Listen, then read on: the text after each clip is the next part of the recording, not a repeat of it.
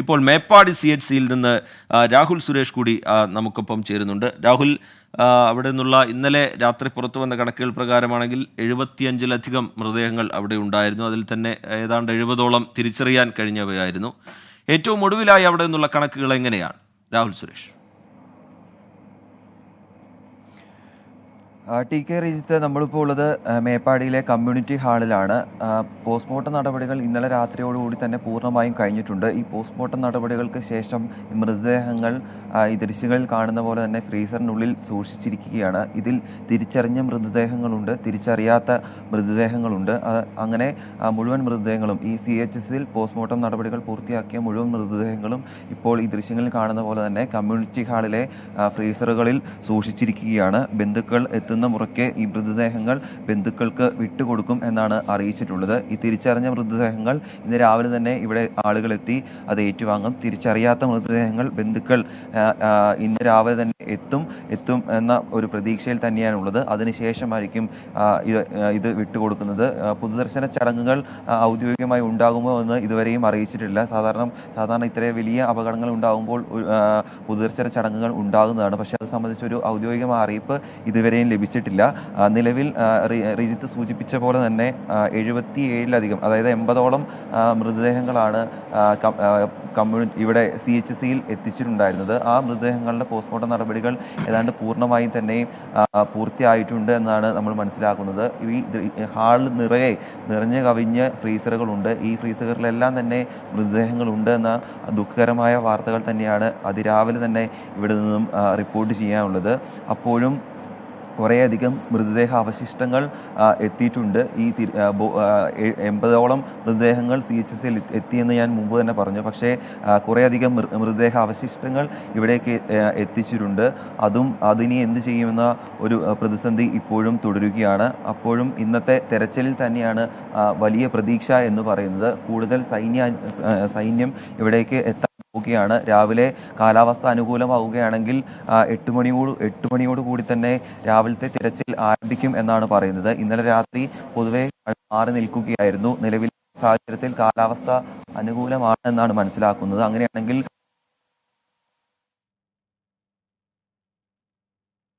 തന്നെ മാറാനാണ് സാധ്യത. ഇവിടെ കുറേയധികം സന്നദ്ധ പ്രവർത്തകരുണ്ട്. ചേട്ടാ, ആരെങ്കിലും ഇവിടെ ഉണ്ടോ? അതോ സന്നദ്ധ പ്രവർത്തനമായിട്ട് ഈരാറ്റുപേട്ടയിൽ നിന്ന് ഇവിടെ എത്തിയതാണ്. ഈരാറ്റുപേട്ടയിൽ നിന്ന് ഇവിടെ എത്തിയതാണ്. ഇതുപോലുള്ള എവിടെയെങ്കിലുമൊക്കെ അപകടം നടക്കുമ്പോൾ ടീം നന്മക്കൂട്ടം എന്ന് പറയുന്ന ഒരു റെസ്ക്യൂ ടീമുണ്ട്. ഞങ്ങൾക്ക് 100ഓളം മെമ്പേഴ്സുള്ള ടീമുണ്ട്. ഞങ്ങൾ ഭയപ്പെടുത്തുന്ന കാഴ്ചകളല്ല ഇന്നലെ വന്ന വളരെ വേദനിപ്പിക്കുന്ന കാഴ്ചകളാണ് ഇവിടെ കണ്ടത്.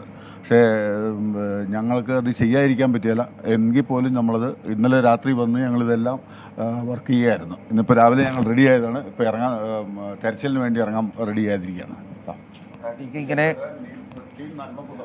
ഇങ്ങനെ കുറേ ദൂരങ്ങളിൽ നിന്നും എത്തിയ ആളുകളുണ്ട്, സന്നദ്ധ പ്രവർത്തകരുണ്ട്. നിലവിൽ പോസ്റ്റ്മോർട്ടം നടപടികൾ പൂർത്തിയാക്കിയ മൃതദേഹങ്ങൾ ഉൾപ്പെടെയല്ലേ ഇവിടെ സൂക്ഷിച്ചിരിക്കുന്നത്? പോസ്റ്റ്മോർട്ടം നടപടികൾ പൂർത്തീകരിച്ച മൃതദേഹങ്ങൾ മാത്രമേ ഈ കേന്ദ്രത്തിലേക്ക് മാറ്റുന്നുള്ളൂ.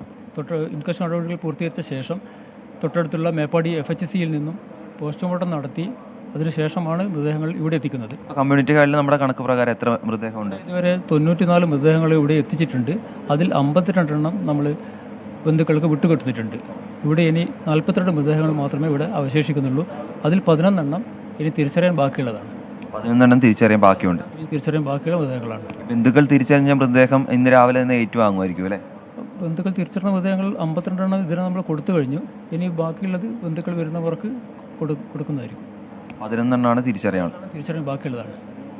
നിലവിൽ ഈ കമ്മ്യൂണിറ്റി ഹാളിലെ മൃതദേഹങ്ങളിൽ 11 എണ്ണം ഇനിയും തിരിച്ചറിയാനുണ്ട് എന്നുള്ള ദുഃഖകരമായ വാർത്ത തന്നെയാണ് എടുത്തു പറയേണ്ടത്. മറ്റൊന്ന്, ഈ കമ്മ്യൂണിറ്റി ഹാളിന് തൊട്ടപ്പുറത്താണ് ഇന്നലെ ഈ ദൗത്യ മേഖലയിൽ നിന്നും രക്ഷപ്പെട്ട് എത്തിയിട്ടുള്ള ആളുകൾ കഴിയുന്നത്. ഇപ്പോഴും നിരവധി ആളുകൾ ഇവിടേക്ക് എത്തിയിട്ടുണ്ട്. ബന്ധുക്കൾ ആരെങ്കിലും ഉണ്ടോ ഇവിടെ? ഇല്ലില്ല, ഞങ്ങൾ മട്ടാഞ്ചേരിയിൽ നിന്ന് ഫോട്ടോ വെച്ചിരുന്നു. ഞങ്ങൾ ഇത് വിവരം അറിഞ്ഞിട്ട് ഇവർക്കുള്ള അത്യാവശ്യമുള്ള സാധനങ്ങളൊക്കെ എത്തിക്കാനായിട്ട് ഇങ്ങോട്ട് വന്നു. ആളുകൾക്ക് വേണ്ട സാധനങ്ങൾ,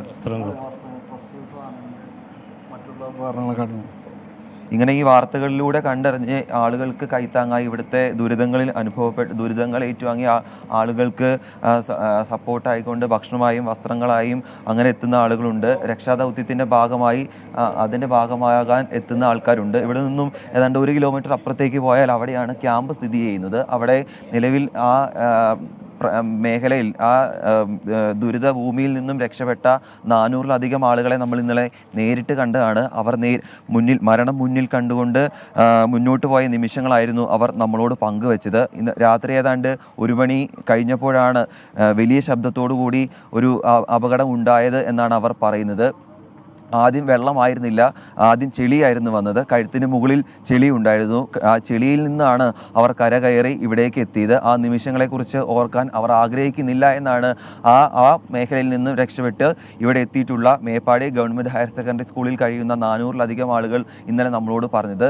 മറ്റൊരു എടുത്തു പറയേണ്ട കാര്യം, CHSE ഹെൽപ്പ് ഡെസ്ക് തുടങ്ങിയിട്ടുണ്ട്. അവിടെ 400-ലധികം ആളുകളെ കാണാനില്ല എന്ന് പറഞ്ഞുകൊണ്ട് ആളുകൾ എത്തിയിട്ടുണ്ട്. 400 പേരുടെ പേരും വിവരവും ഉൾപ്പെടെ രജിസ്റ്റർ ചെയ്തുകൊണ്ട് അവിടെ ആളുകൾ എത്തിയിട്ടുണ്ട് എന്നതും എടുത്തു പറയേണ്ട കാര്യമാണ്. എന്താണെങ്കിലും ഇന്നത്തെ രക്ഷാദൗത്യത്തിലാണ് ഇനി പ്രതീക്ഷ. തൻ്റെ ഉറ്റവർ കാണാതായ ആളുകളെല്ലാം തന്നെ ജീവനോടെ തിരിച്ചു വരുമെന്ന പ്രതീക്ഷയിൽ കുറേയധികം ആളുകൾ ഇവിടേക്ക് എത്താൻ പോവുകയാണ്. ഇപ്പോൾ സമയം 5:30 ആകുന്നേ ഉള്ളൂ. ഇന്നലെ രാത്രി ഏതാണ്ട് നമ്മൾ 1 മണി വരെ ഇവിടെ ഉണ്ടായിരുന്നു. അപ്പോഴും ഈ ആശുപത്രിയുടെ കോമ്പൗണ്ടിലാണെങ്കിലും കമ്മ്യൂണിറ്റി ഹാളിൻ്റെ അടുത്താണെങ്കിലും നിരവധി ആളുകൾ ഉറ്റവരെ കാത്ത് കഴിയുന്നുണ്ടായിരുന്നു. അവർ വീണ്ടും ഇവിടേക്ക് എത്തുമെന്ന കാര്യത്തിൽ യാതൊരു സംശയവും. രാഹുൽ സുരേഷാണ് CHCയിൽ നിന്ന്, മേപ്പാടി CHCയിൽ നിന്നുള്ള ഏറ്റവും പുതിയ വിവരങ്ങൾ പങ്കുവച്ചത്.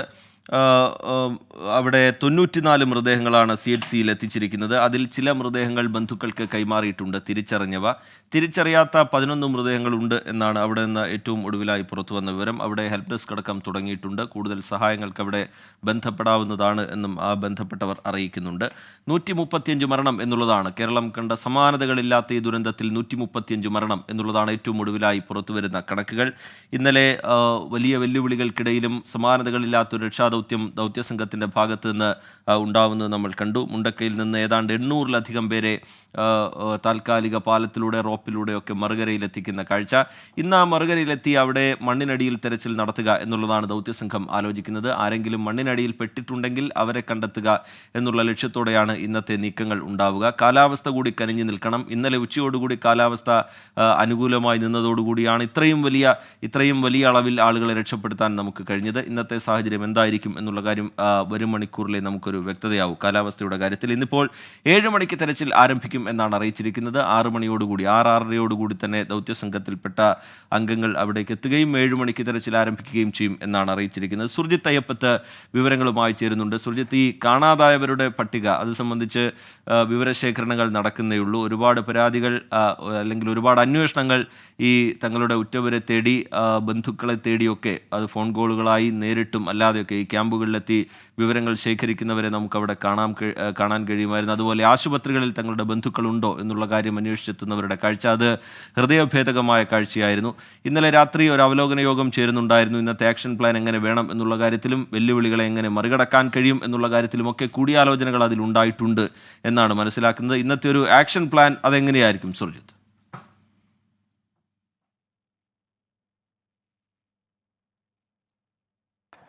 റിജിത്ത്, ഇന്ന് രാവിലെ 7 മണിയോടുകൂടിയാണ് തിരച്ചിൽ തുടങ്ങുക. അതായത് വെട്ടം വീണാൽ മാത്രമേ അത് കൃത്യമായ രീതിയിൽ സാധ്യമാവുകയുള്ളൂ എന്നുള്ളതാണ്. അതുകൊണ്ട് തന്നെയാണ് ആ തരത്തിൽ തിരച്ചിൽ തുടങ്ങാനുള്ള പ്രധാനപ്പെട്ട തീരുമാനം ഉണ്ടായിരിക്കുന്നത്. ഈ മേഖലയിൽ, അതായത് ഞാനിപ്പോൾ നിൽക്കുന്നത് ചൂരൽമല എന്ന് പറയുന്ന പ്രദേശത്താണ്. ഈ പ്രദേശത്തും ഒപ്പം തന്നെ മുണ്ടക്കയിലും കുറെ കൂടി സജീവമായ രീതിയിൽ തന്നെ തിരച്ചിൽ നടത്താനുള്ള നീക്കമാണ് നടത്തുന്നത്. ഇതിനായി സൈന്യമുണ്ട്, അതോടൊപ്പം തന്നെ NDRF ഉണ്ട്, കേരള ഫയർഫോഴ്സ് ഉണ്ട്, പോലീസുണ്ട്, സന്നദ്ധ പ്രവർത്തകരുണ്ട്. ഇവരെല്ലാം തന്നെ സന്നദ്ധരായി ഇവിടേക്ക് എത്തിക്കൊണ്ടിരിക്കുകയാണ്. ധാരാളം പേർ ഈ സന്നദ്ധ പ്രവർത്തനത്തിൻ്റെ ഭാഗമായി വിവിധ പ്രദേശങ്ങളിൽ നിന്ന് ഈ മേഖലയിലേക്ക്, ദുരന്തബാധിത മേഖലയിലേക്ക് എത്തിക്കൊണ്ടിരിക്കുകയാണ്. മുണ്ടക്കൈ മേഖലയിലാണ് വലിയ രീതിയിലുള്ള നാശം ഉണ്ടായിരിക്കുന്നത്. ഞാനിപ്പോൾ നിൽക്കുന്നത് ഈ പാലത്തിൻ്റെ തൊട്ടിപ്പുറത്തുള്ള, നേരത്തെ പാലം ഉണ്ടായിരുന്ന പ്രദേശത്തിൻ്റെ തൊട്ടടുത്തുള്ള ഈ ചൂരൽമല എന്ന് പറയുന്ന പ്രദേശത്താണ്. ഇതിനപ്പുറത്ത് പോയാലാണ് മുണ്ടക്കൈ എന്ന് പറയുന്ന പ്രദേശം. മുണ്ടക്കൈ എന്ന പ്രദേശത്താണ് ഏറ്റവും അധികം നാശം ഉണ്ടായിട്ടുള്ളത്. കാരണം മുണ്ടക്കൈ ടൗൺ എന്ന് പറയുന്ന ഒരു ചെറിയ ഒരു ടൗൺ പ്രദേശമാണ്. അത് പൂർണ്ണമായും തുടച്ചു നീക്കപ്പെട്ട വിധത്തിലാണ് ആ പ്രളയം ഉണ്ടായിരിക്കുന്നത്, അല്ലെങ്കിൽ ഉരുൾപൊട്ടൽ ഉണ്ടായിരിക്കുന്നത് എന്നുള്ളതാണ് വ്യക്തമാകുന്നത്. കാരണം അത്രമാത്രം ഗ്രാവിറ്റി ആ മേഖലയിലുണ്ട്. പുഞ്ചിരിമട്ടം എന്ന് പറയുന്ന പ്രദേശത്താണ് ഈ ഉരുൾപൊട്ടലിൻ്റെ പ്രഭവ കേന്ദ്രമായി പറയുന്നത്. കാരണം ആ പ്രദേശത്തേക്ക് നമ്മൾ പോയിട്ടുള്ളതാണ്. കഴിഞ്ഞ ഇന്നലെ മിനിഞ്ഞാന്ന് നമ്മൾ പോയതാണ് ആ പ്രദേശത്തേക്ക്. അവിടെ ആദ്യം 2019 ഉരുൾപൊട്ടിയ മേഖലയാണ്. ആ ഉരുൾപൊട്ടിയ മേഖലയ്ക്ക് താഴെ ഒരു പാലമുണ്ട്. അതായത് ഒരു ഏലമലക്കാട്ടിലേക്ക് പോകുന്ന ഒരു പാലമാണ്. അതിൻ്റെ മറുഭാഗം എന്ന് പറയുന്നത് നിലമ്പൂർ കാടുകളാണ്. ആ ഭാഗത്താണ് ഈ ഉരുൾപൊട്ടൽ 2019 ഉണ്ടായത്. അവിടെ നിന്ന് മിനിഞ്ഞാന്ന് പുലർച്ചെ മണ്ണിടിച്ചിലുണ്ടായി എന്നുള്ള വിവരത്തിൻ്റെ അടിസ്ഥാനത്തിലാണ് മിനിഞ്ഞാന്ന് ഉച്ചയോടുകൂടി നമ്മൾ അവിടേക്ക് പോകുന്നത്. അവിടേക്ക് പോകുമ്പോൾ വലിയ രീതിയിലുള്ള മഴവെള്ളപ്പെയ്ത്ത്, വലിയ അളവിൽ പുഴയിൽ വെള്ളം കയറുന്ന ഒരു സാഹചര്യം, ഇരച്ച് പാഞ്ഞ് പുഴ ഒഴുകുന്ന ഒരു സാഹചര്യമാണ് നമുക്ക് അവിടെ കാണാൻ കഴിയുന്നത്. ആ പ്രദേശത്തുള്ള ആളുകളുടെ മുഴുവൻ പ്രതികരണം നമ്മൾ എടുത്തതാണ്. ആ പ്രതികരണം എടുത്ത ഘട്ടത്തിലെല്ലാം തന്നെ അവർ ആശങ്ക പങ്കുവച്ചതാണ്. 2019 പ്രളയകാലത്ത് ആ വീട് നഷ്ടപ്പെട്ട ആളുകൾ ഉൾപ്പെടെയുള്ളവർ ആ മേഖലയിൽ ഉണ്ടായിരുന്നു. അവരെക്കുറിച്ച് ഒന്നും ഇപ്പോൾ ഒരു വിവരവും ഇല്ല എന്നുള്ളതാണ് ദുഃഖകരമായ കാര്യം. ആ പ്രദേശത്തുണ്ടായിരുന്ന നമ്മളോട് പ്രതികരിച്ച ആളുകളെക്കുറിച്ച്, അവർ എവിടെയാണ്, ക്യാമ്പിലുണ്ടോ അതോ എവിടെയാണ് ഉള്ളത്, സുരക്ഷിതരായിരിക്കുന്നുണ്ടോ എന്ന് സംബന്ധിച്ചുള്ള ഒരു തരത്തിലുള്ള വിവരവും നമുക്ക് ഇതുവരെ ലഭിച്ചിട്ടില്ല. ഒരു ക്ഷേത്ര സമിതിയുടെ പ്രസിഡന്റ് ഉൾപ്പെടെയുള്ള ആളുകൾ നമ്മളോട് ആ ഘട്ടത്തിൽ അവിടെ നിന്ന് പ്രതികരിച്ചതാണ്. അത്രമാത്രം വലിയ മഴവെള്ളപ്പെയ്ത്തുണ്ടായിട്ടുണ്ട്. അതിന് തൊട്ടു താഴെയാണ്, അതായത് ഈ പുഞ്ചിരിമട്ടം എന്ന് പറയുന്ന ഈ പ്രഭവ കേന്ദ്രത്തിൻ്റെ ഏതാണ്ട് തൊട്ടു താഴെയാണ് മുണ്ടക്കൈ എന്ന് പറയുന്ന പട്ടണം. ആ പ്രദേശമാണ് പൂർണ്ണമായും തുടച്ചു നീക്കപ്പെട്ടു എന്നുള്ളതാണ് പറയുന്നത്. അവിടെ ധാരാളം പാടികളുണ്ട്, തോട്ടം മേഖലയാണ്, ധാരാളം മനുഷ്യരുണ്ട്. അവരൊക്കെ എവിടെ എന്നുള്ളതിൻ്റെ കൃത്യമായ കണക്കുകൾ പോലും ലഭ്യമല്ല എന്നുള്ളതാണ്. എന്തായാലും ഇതുമായി ബന്ധപ്പെട്ട അന്വേഷണങ്ങൾ, പരിശോധനകൾ തുടരണം. നമുക്ക് നിരന്തരം ഫോണിൽ ആളുകൾ ചിത്രങ്ങൾ അയച്ചുകൊണ്ട് ഇവരെ കണ്ടോ, ഇവരെക്കുറിച്ച് വിവരമുണ്ടോ എന്ന് ചോദിച്ച് ഉറ്റവരെ തേടുന്ന ഒരു സ്ഥിതി ഉണ്ടാവുന്നുണ്ട്. എന്തായാലും ആ ചിത്രങ്ങളെല്ലാം തന്നെ നമുക്ക് കാണിക്കാൻ കഴിയും. അങ്ങനെ കുറേ മനുഷ്യർ ഇങ്ങനെ ഇതിനകത്ത് പെട്ടവരായിട്ടുള്ള ആളുകളുണ്ടോ എന്നുൾപ്പെടെയുള്ള അന്വേഷണമാണ് നടത്തുന്നത്. എന്തായാലും കൂറ്റൻ യന്ത്രങ്ങൾ ഇവിടേക്ക് എത്തിച്ചിട്ടുണ്ട്. ഈ മണ്ണുമാന്തി യന്ത്രം അടക്കമുള്ള, ക്രെയിൻ അടക്കമുള്ള സംവിധാനങ്ങൾ എത്തിച്ചിട്ടുണ്ട്. ഈ വെള്ളാർമല സ്കൂളിൻ്റെ, അതായത് ഈ ചൂരൽമലയ്ക്ക് തൊട്ടടുത്ത് തന്നെയാണ് വെള്ളാർമല സ്കൂൾ എന്ന് പറയുന്ന പ്രദേശം. അവിടെ ഈ പൂർണ്ണമായും മരവും അതോടൊപ്പം തന്നെ കൂറ്റൻ പാറകളും വന്നടിഞ്ഞ് കിടക്കുന്ന അവസ്ഥയാണ്. രണ്ടാം നിലയ്ക്ക് അടുത്ത് വരെ കൂറ്റൻ മരങ്ങൾ വന്ന് അടിഞ്ഞിരിക്കുകയാണ്. വെള്ളാർമല സ്കൂൾ എന്ന് പറയുന്നതിൻ്റെ കാഴ്ച, അതൊരു സുന്ദരമായ, ഒരു സമീപത്തൂടി പുഴയൊഴുകുന്ന ഒരു സുന്ദരമായ സ്കൂളായിരുന്നു. അതിൻ്റെ ഗ്രൗണ്ട്, അതോടൊപ്പം തന്നെ ആ സ്കൂളിൽ നിന്നിരുന്ന ഒരു ഭാഗം മുഴുവൻ പൂർണ്ണമായും അത് പുഴ എടുത്തിരിക്കുകയാണ്. പുഴ ആർത്തലച്ച് ഒഴുകുന്ന ഈ ചൂരൽമല പുഴ എടുത്തിരിക്കുകയാണ് എന്നുള്ളതാണ്. അത്രമാത്രം ഭീതിതമായ സ്ഥിതിയാണ്. ഇതിന് തൊട്ടു താഴെ ഞാനിപ്പോൾ നിൽക്കുന്ന ആ പ്രദേശം എന്ന് പറയുന്നത് ആ പാലമുണ്ടായിരുന്ന പ്രദേശമാണ്. മിനിഞ്ഞാന്ന് നമ്മൾ ഇവിടേക്ക് എത്തുന്നു. മിനിഞ്ഞാന്ന് ഉച്ചയോടുകൂടി എത്തി ഈ പാലത്തിൻ്റെയും ഈ വെള്ളാർമല സ്കൂളിൻ്റെയും ദൃശ്യങ്ങൾ പകർത്തുന്നു. അതിനുശേഷം നമ്മൾ നേരെ പോയത് തൊട്ടപ്പുറത്ത്, അതായത് ഈ അട്ടമല റോഡ് എന്ന് പറയുന്ന റോഡുണ്ട്. ഇവിടെ നിന്ന് ഇടത്തോട്ട് തിരിഞ്ഞാൽ അട്ടമല റോഡ്, വലത്തോട്ട് തിരിഞ്ഞാൽ മുണ്ടക്കൈ ഭാഗം. ഈ അട്ടമല റോഡിലേക്ക് നമ്മൾ പോയതാണ്.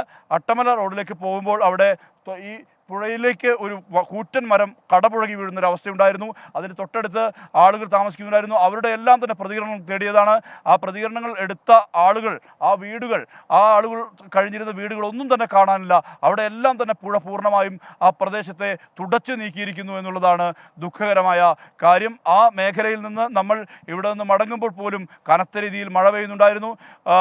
ആ 2 ദിവസങ്ങളിലായി തുടർച്ചയായി പെയ്ത മഴ, സംസ്ഥാനത്ത് തന്നെ ഏറ്റവും അധികം മഴ പെയ്തത് പുത്തുമലയിലും അതോടൊപ്പം തന്നെ കള്ളാടിയിലുമാണ്. എന്തായാലും രക്ഷാപ്രവർത്തനത്തിൻ്റെ ഭാഗമായി ധാരാളം ആളുകൾ ഈ പ്രദേശത്തേക്ക് എത്തുന്നു. ഇവരെല്ലാം തന്നെ എത്തിയത് മണ്ണർക്കാട് നിന്നാണ്. ഇങ്ങനെ ധാരാളം ആളുകൾ എത്തുന്നുണ്ട്. എവിടെ നിന്ന് എത്തിയത്, എന്തൊക്കെയാണ് പറയാം? ഞങ്ങൾ മണ്ണാർക്കാടുള്ള ആംബുലൻസിൻ്റെ ആളുകളാണ്. ഇവിടെ നിരവധി ആളുകൾ ഇനിയും രക്ഷാപ്രവർത്തനത്തിൽ ഇവിടെ പുഴയുടെ അരികിലും ഭാഗത്തൊക്കെ ആയിട്ട് കുറേ ആളുകളുണ്ട്. അപ്പോൾ അവരെ കൂടുതൽ പെട്ടെന്ന് തന്നെ ആംബുലൻസുകളിൽ വിവിധ സ്ഥലങ്ങൾക്കും ആശുപത്രികൾക്കും എത്തിക്കാൻ വേണ്ടിയിട്ടാണ് ഞങ്ങൾ എന്ത് ചെയ്തിട്ടുള്ളത്, 5ഓളം ആംബുലൻസുകളും മൊബൈൽ ഫ്രീസറുകളും ആവശ്യമാണെന്നുള്ള ഒരു ആവശ്യം ഉന്നയിച്ചുകൊണ്ട് ഞങ്ങൾ വന്നിട്ടുള്ളത്. ഏത് സമയത്തും ഏതിനും ഞങ്ങൾ ഒപ്പം ഉണ്ടാവുമെന്നാണ് ഞങ്ങൾ അറിയിക്കുന്നത്. നിങ്ങളും വരുന്നത് മണ്ണാർക്കാട് തന്നെയാണ്? അല്ല, മണ്ണാർക്കാട് നിന്ന് പെരിന്തൽമണ്ണ എന്നാണ് വരുന്നുണ്ട്. പോയിട്ടുണ്ട്. ഞങ്ങളെ പാലക്കാട് ജില്ലയിൽ ഇതിന് മുന്നേ ഉണ്ടായിരുന്ന ഉരുൾപൊട്ടലെല്ലാം ഞങ്ങളുണ്ടായിരുന്നു.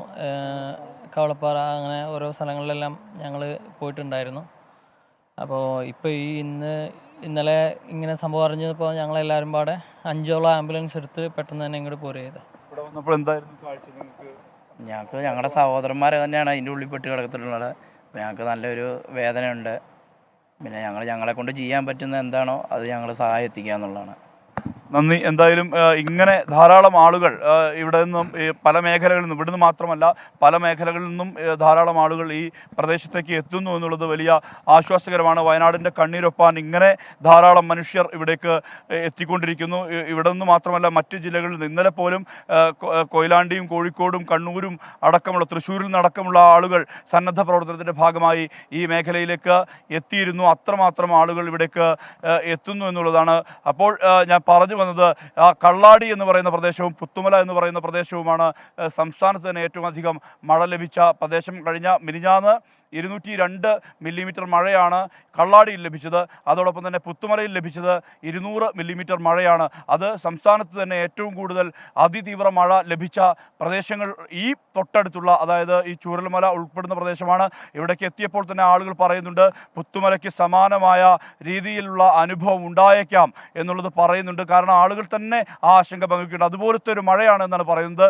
എന്തായാലും ഉച്ചയ്ക്ക് ശേഷം നമ്മൾ ഇവിടെ പ്രതികരണമെല്ലാം എടുത്തു. അതിനുശേഷം വൈകിട്ട് ഒരു 5 മണിയോട് കൂടിയാണ് ഇവിടുന്ന് മടങ്ങുന്നത്. 5 മണിയോട് കൂടി മടങ്ങുമ്പോൾ ഇവിടുത്തെ സന്നദ്ധ സംഘടനയായിട്ടുള്ള കാരുണ്യയിലെ ടീം ലീഡറായിട്ടുള്ള ഉനാഫ് ഉൾപ്പെടെയുള്ളവർ അവിടേക്ക് എത്തിയിരുന്നു. അപ്പോൾ ഉനാഫ് ഉൾപ്പെടെ പറഞ്ഞത് ഞങ്ങൾക്ക് ആശങ്കയുണ്ട്, ഭയമുണ്ട്. പുത്തുമലയിൽ 2019 ഓഗസ്റ്റ് 8-ാം തീയതി ഉണ്ടായ ആ ഒരു സമയത്തുണ്ടായ കനത്ത മഴയുണ്ട്. ആ മഴപ്പെയ്ത്ത് പോലെ ആണ് ഇപ്പോഴത്തെ ഒരു സ്ഥിതി കാണുന്നത് എന്നുള്ള ആശങ്ക ഉനാഫ് അടക്കമുള്ള ഈ മേഖലയിൽ ജീവിക്കുന്ന ആളുകളാണ് അവർ പങ്കുവെക്കുകയുണ്ടായിരുന്നു. അവിടെ അവരുടെ എല്ലാം പ്രതികരണം എടുത്തുകൊണ്ട്, പുത്തുമല മേഖലയിലുള്ള ആളുകളുടെ എല്ലാം പ്രതികരണം എടുത്തുകൊണ്ടാണ് നമ്മൾ മടങ്ങുന്നത്. വൈകിട്ട് പുലർച്ചെ രമേശ് എന്ന് പറയുന്ന, ഞങ്ങളെ ഇവിടെ നിന്നും കൂട്ടിക്കൊണ്ടുപോയത് രമേശ് എന്ന ചെറുപ്പക്കാരനാണ്. അദ്ദേഹം ആണ് പുഞ്ചിരിമട്ടം എന്ന് പറയുന്ന ഈ പ്രഭവ കേന്ദ്രം കാണിക്കാൻ വേണ്ടി, നേരത്തെ മണ്ണിടിച്ചിലുണ്ടായ ആ പ്രഭവ കേന്ദ്രം കാണിക്കാൻ വേണ്ടി നമ്മളെ കൊണ്ടുപോകുന്നത് രമേശ് എന്ന് പറയുന്ന ചെറുപ്പക്കാരനാണ്. അദ്ദേഹത്തിൻ്റെ കൂടെ പോയി അദ്ദേഹത്തിൻ്റെ വിളിയാണ് എനിക്ക് ആദ്യം എത്തുന്നത്. പുലർച്ചെ 1:30 കൂടിയാണ് അദ്ദേഹം വിളിക്കുന്നത്. ഇങ്ങനെ ഉരുൾപൊട്ടിയിട്ടുണ്ട്, എന്താണ് സംഭവിച്ചതെന്ന് അറിയില്ല. ഞങ്ങളിപ്പോൾ വീടിൻ്റെ ഒരു ടെറസിന് മുകളിൽ അഭയം പ്രാപിച്ചിരിക്കുകയാണ്. നിരവധി വീടുകൾ നശിച്ചിട്ടുണ്ട്.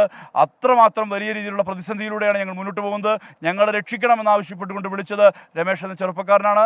അദ്ദേഹമാണ് നമ്മളെ കൊണ്ടുപോയത് ഇവിടെ നിന്ന്. നേരത്തെ, അതായത് മിനിഞ്ഞാന്ന് കൊണ്ടുപോയത് അദ്ദേഹമാണ്. പുലർച്ചെ വിളിക്കുന്നു, നമ്മൾ ഇവിടേക്ക് പാഞ്ഞെത്തുന്നു. പിന്നെ കാണുന്ന കാഴ്ച എന്ന് പറയുന്നത് പ്രളയസമാനമായ അന്തരീക്ഷം, മഴ കനത്ത് പെയ്യുന്ന ഒരു സാഹചര്യം. മാത്രമല്ല വലിയ അളവിൽ, വലിയ രീതിയിൽ ഇവിടെ ഈ ഭൂപ്രദേശത്തെ തുടച്ചു നീക്കുന്ന വിധത്തിൽ ഈ പ്രദേശം മൊത്തം തുടച്ചു നീക്കുന്ന തരത്തിലേക്ക്, ഭൂമുഖത്ത് ഇങ്ങനെ ഒരു പ്രദേശം ഇല്ലാത്ത വിധത്തിലേക്ക് ഈ സ്ഥലം മാറി എന്നുള്ളതാണ് നമുക്ക് കാണാൻ കഴിഞ്ഞത്. നമ്മൾ അന്ന് മിനിഞ്ഞാന്ന് ഇവിടെ ഫ്രണ്ട്സ് എന്നു പേരുള്ള ഒരു ഹോട്ടലുണ്ട്, അവിടെ നിന്നും ചായ കുടിച്ചാണ് മടങ്ങിയത്. ആ ഹോട്ടലിൻ്റെ പകുതിയോളം വെള്ളം കയറുകയും ചെളി അടിഞ്ഞിരിക്കുകയുമാണ് ചെയ്തത്. അങ്ങനെ ആ തരത്തിൽ ഈ പ്രദേശം, വെള്ളാർമല സ്കൂൾ എന്ന് പറയുന്ന പ്രദേശം പൂർണ്ണമായും ഭൂപടത്തിൽ നിന്ന് ഇല്ലാതായിരിക്കുന്നു. ഈ ടൗൺ, അതായത് ചൂരൽമല ഇവിടുത്തെ പ്രധാനപ്പെട്ട ടൗണാണ്. തോട്ട മേഖലയാണ്, ധാരാളം തോട്ടം തൊഴിലാളികളുള്ള പ്രദേശമാണ്, പാടികളുള്ള പ്രദേശമാണ്. അവിടെയുള്ള മനുഷ്യർ എന്തു പറ്റി എന്നുള്ളത്, എല്ലാവരും ഉറ്റവർക്ക് എന്തു പറ്റി എന്നുള്ള അന്വേഷണമാണ് നടത്തുന്നത്. 100-ലധികം പേരെ കാണാതായിട്ടുണ്ട് എന്നുള്ള തരത്തിലുള്ള വിവരമുണ്ട്. മരണസംഖ്യ ഇനിയും ഉയരാനുള്ള സാധ്യതയുണ്ട്.